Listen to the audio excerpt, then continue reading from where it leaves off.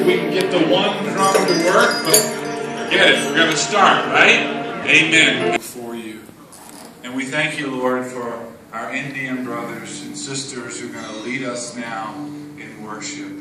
May you fill them with your Holy Spirit. And may you speak to us. And we ask this in the name of Jesus.